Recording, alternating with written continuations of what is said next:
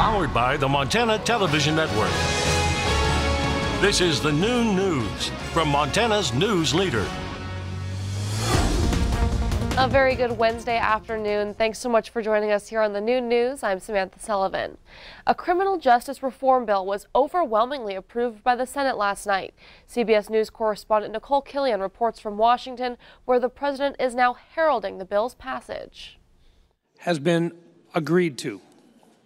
The Senate vote came Tuesday night. In a rare show of bipartisanship, senators voted 87-12 to approve the First Step Act. It just proves that when people trust each other, you can sit down and get legislation that's good for the country. It's a dramatic change. I think it reflects the fact that we realize that just getting muscular and tough on the war on drugs isn't enough. We've got to use our brains. The bill addresses prison overcrowding and creates a fairer system for nonviolent drug offenders. It eases the 3 strikes rule by reducing a mandatory life sentence for some drug offenders to just 25 years. And it improves early release opportunities and expands job training. President Trump tweeted about the vote Tuesday, writing that he looks forward to signing it into law and that it will keep communities safer while also saving billions of dollars. The First Step Act gives people a second chance in this country who are eligible for release from prison and re-entry into society, and that's many Americans. The House is expected to pass the bill later this week, and then President Trump is expected to sign it. Nicole Killian, CBS News, Capitol Hill. Now, U.S. Senator Steve Daines was one of the 4 votes. He also co-sponsored the bill, named the First Step Act. He said, quote, "Meth use has skyrocketed in Montana. We need to make sure we have every tool available to fight against an epidemic that is tearing families apart and increasing violent crimes in our state." Senator Jon Tester also voting for the bill. He said, quote, "This bipartisan bill takes important common sense steps to fix our criminal justice system and address overly harsh sentencing laws. It is important to note that the law only applies to federal prisoners." Well, President Trump rolled out a ban on bump fire stocks in response to the Las Vegas massacre last year. Anyone who owns a bump stock now has 90 days to turn them into an ATF field office or destroy them by March 21st. The deadliest mass shooting in modern U.S. history was made worse by bump fire stocks. Authorities say the gun accessory was used by the shooter who used his rig and weapons to kill 58 people at that Las Vegas concert. In Helena this afternoon, 2 people are dead after what police say appears to be a murder-suicide. Police responded to reports of a disturbance at a home on the west side of town around 6:30 on Tuesday night. According to a statement from authorities, a birthday party was underway at the home of the female victim when her estranged husband arrived. Authorities say the man was there for a short time before he took out a handgun and ordered everyone out of the home, including the children and other adults there. Investigators say the man then followed the woman into the front yard and shot her before turning the gun on himself. Police are still investigating. The names of the victims have not yet been released. And 1 person is dead after an early morning crash on Interstate 90 in Mineral County. Montana Highway Patrol says 5 semi-trucks were involved in several crashes 10 miles east of Superior, killing 1 person. A 10-mile stretch of both the eastbound and westbound lanes of I-90 were still closed as of 11 o'clock this morning, while law enforcement works to clear the site. The name of the victim has not yet been released, and the crash remains under investigation. Officials do hope to have a completed report sometime later this afternoon. And just days after a longtime Miles City athletic trainer is arrested on child pornography charges, another dozen victims come forward in a massive sex abuse case against the former trainer.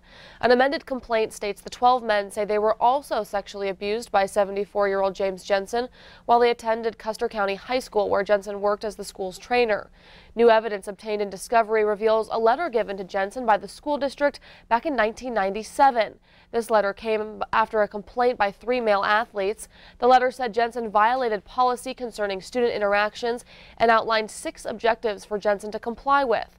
One says Jensen must refrain in working with students one-on-one.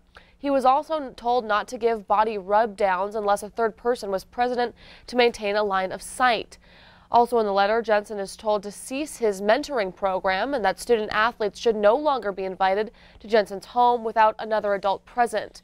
Back in September, a civil lawsuit was filed in Custer County District Court alleging Jensen sexually abused male students at the Miles City High School beginning as far back as the 1970s, lasting until Jensen left the district in 1998.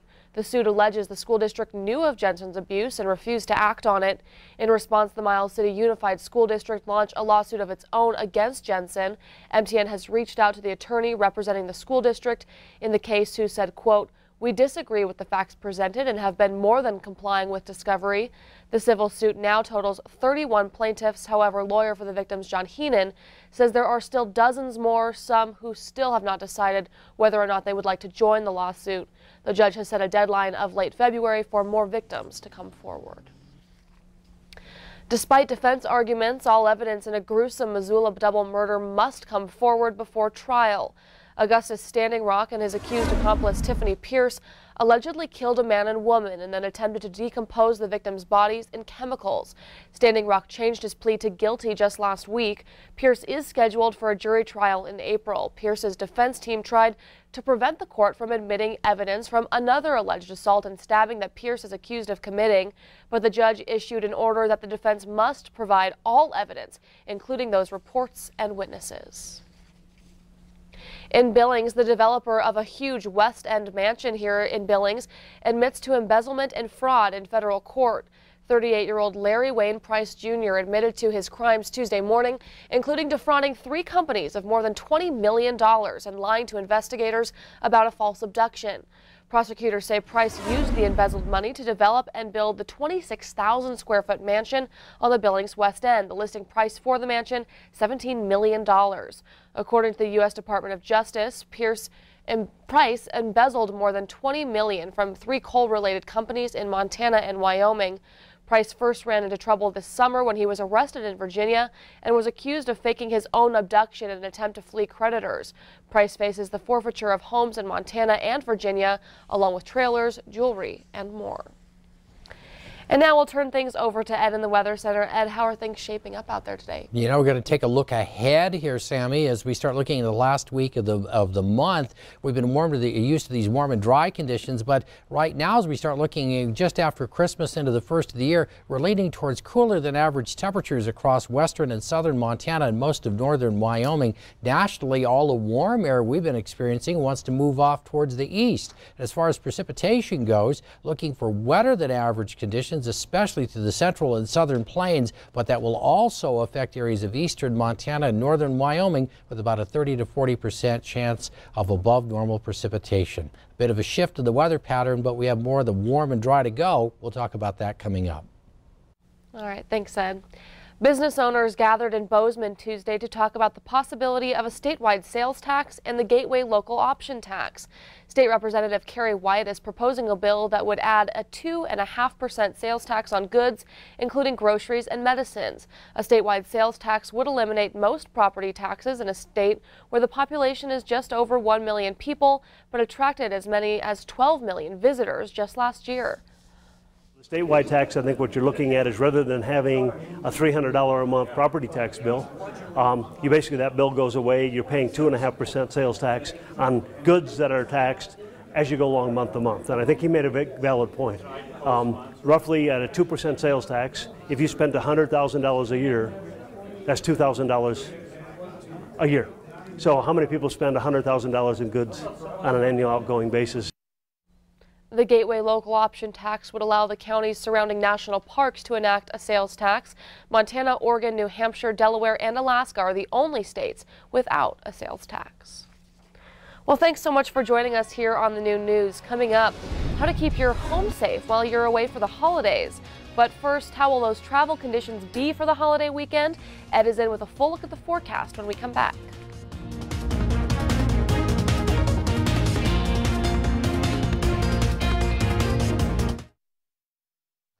Watching MTN News with Samantha Sullivan, Storm Tracker weather with Ed McIntosh, and Farm and Ranch News from the Northern Ag Network. This is the Noon News on Q2, Montana's news leader.